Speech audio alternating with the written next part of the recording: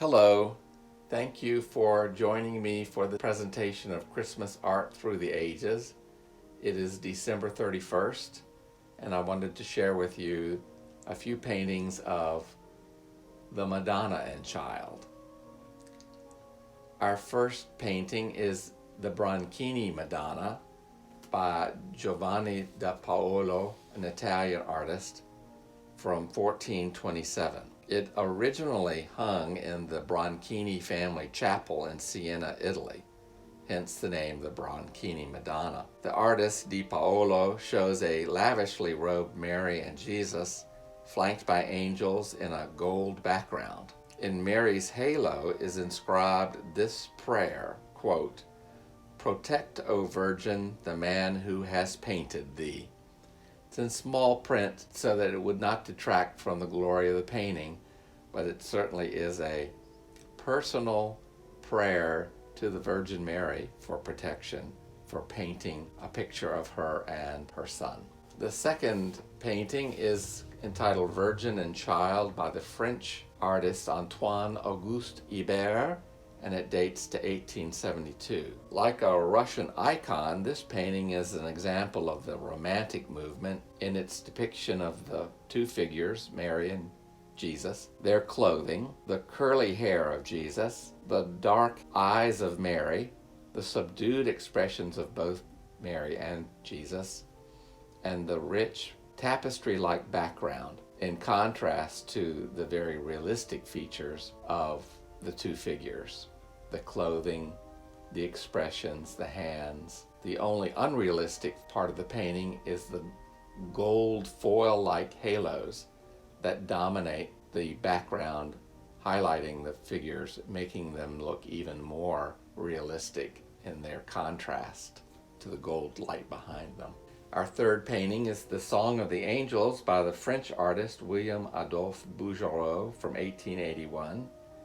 It shows Mary in a very beautiful blue and white outfit, sitting on the ruins of a column, and she and Jesus are being serenaded by three angels that look very realistic, almost like human beings, if it weren't for their wings, and the instruments that they play. It looks like a balalaika and a violin. Jesus is shown not as an infant, but as a small child, a little older than the birth scenes of the Nativity.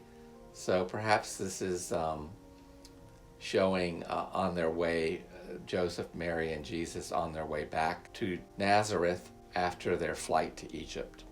A modern Madonna and Child is shown in this photo of a painting done by Liz Lemon Swindle, a Utah painter in the year 2000. And she has titled the painting Be It Unto Me, which is part of the Magnificat in Luke's Gospel, when the Annunciation is made to Mary that she will bear a child that will be the Savior of the world. This is a realistic painting, which modern paintings tend to be.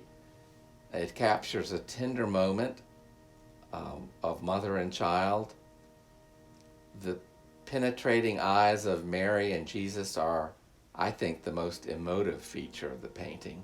And the background in its muted colors seem to force you to face or focus on the subjects of the foreground and how realistic this painting is from the viewpoint of the viewer of the art.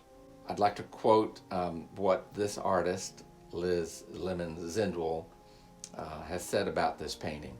Quote, "Was it different for Mary on that night in Bethlehem? Like any first-time mother, she must have felt all the fear, all the joy, and all the love that comes with a child. The painting reminds me that we are never alone when we look heavenward." Unquote.